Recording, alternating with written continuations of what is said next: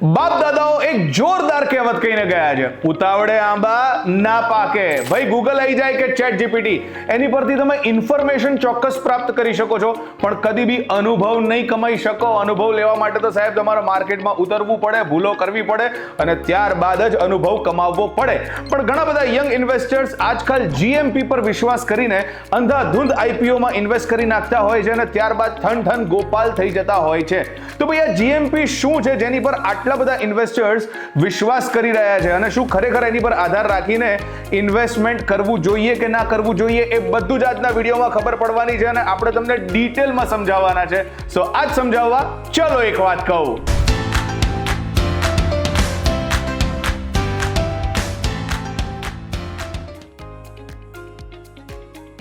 Hello નમસ્કાર, આવી ગયો છું ફરી એકવાર. મારું નામ છે રોકી, લઈને આજની વાત. ભાઈ સ્માર્ટફોનના જમાનામાં ઘણા બધા યંગ ઇન્વેસ્ટર્સ પોતાના સ્માર્ટફોનમાં 3-4 એપ્લિકેશન્સ ડાઉનલોડ કરી લેતા હોય છે અને એના આધારે માર્કેટમાં છાતી ઠોકીને કહેતા હોય છે કે આ શેર્સ ખરીદવા જોઈએ, આ શેર્સ ના ખરીદવા જોઈએ, આનું માર્કેટ અપ જશે, આનું માર્કેટ ડાઉન જશે. પણ શું આ ખેલ આટલો ઇઝી છે? અને આટલા બધા પ્લેયર્સ કે જેમણે માર્કેટમાં આટલા વર્ષોના અનુભવ પછી પોતાનું નામ બનાવ્યું છે, શું એમની મહેનત ધૂળ ધાણી ધક્કા પાણી? આ બધી જ વાતો સમજીએ, પણ સૌથી પહેલા એ જાણવું પડે કે આ જીએમપી એટલે શું. જીએમપી એટલે કે ગ્રે માર્કેટ પ્રીમિયમ. આ એક એવી કિંમત છે જે ઇન્વેસ્ટર્સ આઈપીઓ ના શેર્સ સ્ટોક એક્સચેન્જમાં લિસ્ટ થાય એ પહેલા ઇનફોર્મલ રીતે ગ્રે માર્કેટમાં ચૂકવે છે. ગ્રોના કહેવા પ્રમાણે આ શેર્સનું એક એવું બ્લેક માર્કેટ છે જ્યાં કોઈ પણ નિયમ વગરનું ટ્રેડિંગ થાય છે અને જ્યાં કોઈ પણ પ્રકારની હાઇપના કારણે શેર્સના ભાવ ઉપર કે નીચે થાય છે. તો સવાલ એમ થાય કે આ જીએમપી કામ કઈ રીતે કરે છે? આને એક એક્ઝામ્પલથી સમજીએ. ધારો કે કોઈક એક કંપનીનો આઈપીઓ 100 રૂપિયાનો છે અને એની ડિમાન્ડ વધારે હોવાને કારણે ગ્રે માર્કેટમાં એ 120 રૂપિયે ટ્રેડ થાય છે. ધેટ મીન્સ કે આજે 20 રૂપિયાની એક્સ્ટ્રા અમાઉન્ટ નીકળી, એને કહેવાય GMP, grey market premium. Business standards પ્રમાણે આ ઇશ્યુ પ્રાઇસ અને ગ્રે માર્કેટ પ્રાઇસની વચ્ચેનો તફાવત છે, જ્યાં ટ્રેડર્સ બ્રોકર્સ દ્વારા ઓવર ધ કાઉન્ટર થાય છે અને જે એલોકેશન એન્ડ લિસ્ટિંગ બાદ સેટલ થઈ જાય છે. પોઝિટિવ જીએમપી હંમેશા એન્થુઝિયાઝમ દર્શાવે છે, પણ નેગેટિવ જીએમપી હંમેશા વોર્નિંગ આપે છે. પણ આ બધું જ સ્પેક્યુલેશન હોવાને કારણે આને કોઈ પણ કંપની દ્વારા ઓફિશિયલ સપોર્ટ કરવામાં આવતો નથી. જેમ કે નેમી વેલ્થની ગાઈડમાં જણાવ્યા પ્રમાણે ગ્રે પ્રીમિયમ એ માર્કેટના હાઇપને દર્શાવે છે, પરંતુ રોજ આવતા ન્યૂઝ કે ટ્રેન્ડના આધારે એ બદલાઈ પણ બહુ આસાનીથી જાય છે. સો બધી જ ઇન્ફોર્મેશન પ્રાપ્ત કર્યા બાદ સૌથી મોટો સવાલ એમ થાય કે જીએમપી એટલે કે ગ્રે માર્કેટ પ્રીમિયમના આધારે શું આઈપીઓમાં ઇન્વેસ્ટ કરવું જોઈએ કે ના કરવું જોઈએ? શોર્ટ એન્ડ સિમ્પલ આન્સર છે, બિલકુલ ના કરવું જોઈએ. કારણ કે વેન્ચ્યુરા સિક્યોરિટીઝ એ વોર્નિંગ આપતા એમ કહે છે કે આના આધારે તમારા ઇમોશન્સને ગેરમાર્ગે દોરવાની પૂરેપૂરી પ્રક્રિયા કરવામાં આવે છે, પૂરેપૂરો પ્રયત્ન કરવામાં આવે છે અને એની કોઈ જ ગેરંટી લેતું નથી કે તમને ફાયદો થશે કે નહીં થાય. અને એટલા જ માટે તમારે કોઈ પણ નિર્ણય લેતા પહેલા ફંડામેન્ટલ્સને જોડવા બહુ જરૂરી છે અને ત્યારબાદ જ પોતાની વિવેક બુદ્ધિનો પ્રયોગ કરતા આઈપીઓમાં ઇન્વેસ્ટ કરવું જોઈએ.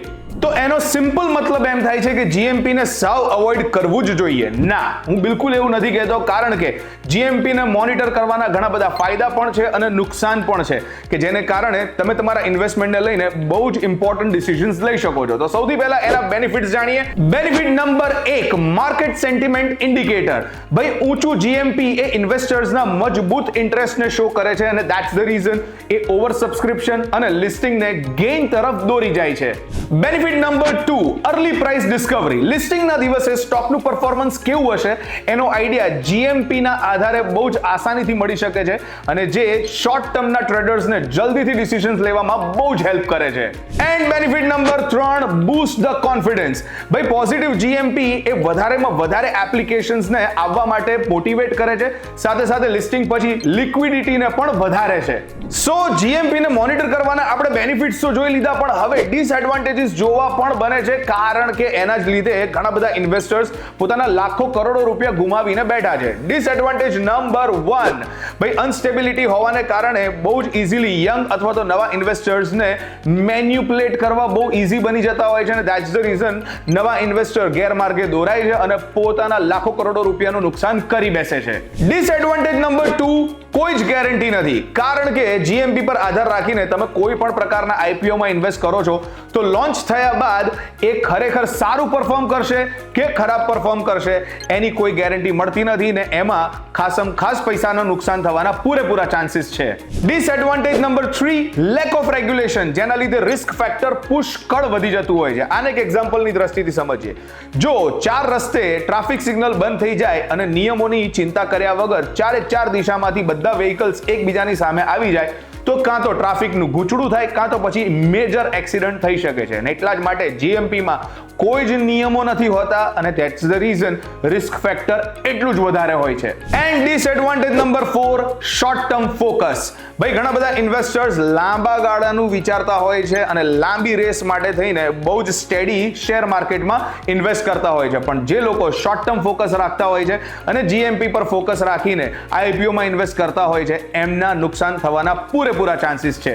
સો સવાલ હજી પણ અહીંયા જ ઊભો છે કે શું જીએમપી પર આધાર રાખીને યંગ ઇન્વેસ્ટર્સે આઈપીઓમાં ઇન્વેસ્ટ કરવું જોઈએ કે ના કરવું જોઈએ? આગળ તો મેં તમને શોર્ટ એન્ડ સિમ્પલ આન્સર આપી દીધો કે ના કરવું જોઈએ, બટ સ્ટીલ આને જો સરળ શબ્દોમાં સમજાવું તો સૌથી પહેલા તો કોઈ પણ વાતને વાંચો અથવા તો ધ્યાનથી સાંભળો, ત્યારબાદ એની ઉપર ડીપ થિંકિંગ કરો એટલે કે ખૂબ વિચારો, ત્યારબાદ એની ઉપર પુષ્કળ રિસર્ચ કરો, માર્કેટનો ટ્રેન્ડ કઈ દિશામાં જઈ રહ્યો છે અને બીજા ઇન્વેસ્ટર્સ કઈ રીતે એક્ટ કરી રહ્યા છે એનો રિસર્ચ કરો અને ત્યારબાદ એક્સપર્ટ એડવાઇસ લો. અને જો તમને સમજણ પડે છે તો તમારી વિવેક બુદ્ધિનો પ્રયોગ કરીને જ તમારે માર્કેટમાં કે પછી નવા આઈપીઓમાં ઇન્વેસ્ટ કરવું જોઈએ. જીએમપી 100% માર્કેટના ટ્રેન્ડ્સને દર્શાવે છે અને કયા આઈપીઓના પ્રાઇસ હાઈ જશે કે ડાઉન જશે એનો આઈડિયા આપે છે, પણ નિયમ વગર હોવાને કારણે એમાં નુકસાન થવાના ઘણા બધા ચાન્સીસ છે. સો આ મારો રિસર્ચ છે જે મેં તમારી સામે મૂક્યો અને મેં તમને કીધું કે જીએમપી એટલે કે ગ્રે માર્કેટ પ્રીમિયમ પર આધાર રાખવો જોઈએ કે ના રાખવો જોઈએ. બાકી તમે તમારી વિવેક બુદ્ધિનો પ્રયોગ કરીને જ માર્કેટમાં ઇન્વેસ્ટ કરી શકો છો. હાય, મારું નામ છે રોકી. આજનો વિડીયો તમને કેવો લાગ્યો please do let me no in the comment section. અને જો તમે પણ આઈપીઓમાં કે માર્કેટમાં ઇન્વેસ્ટ કરો છો, શેરમાં ખરીદી કે વેચાણનું કામ કરો છો, તો તમારી પાસે જો નવા આઈડિયાઝ હોય તો પણ તમે કમેન્ટ સેક્શનમાં જઈને અમને જણાવી શકો છો. વીટીવી ડિજિટલની યુટ્યુબ ચેનલને ફોલો, સબસ્ક્રાઇબ કરવાનું બિલકુલ મિસ ના કરતા અને બેલ આઇકન ખાસ દબાવજો. નેક્સ્ટ વિડીયોમાં આવી જ અમેઝિંગ ઇન્ફોર્મેશન સાથે ફરી મળીશું.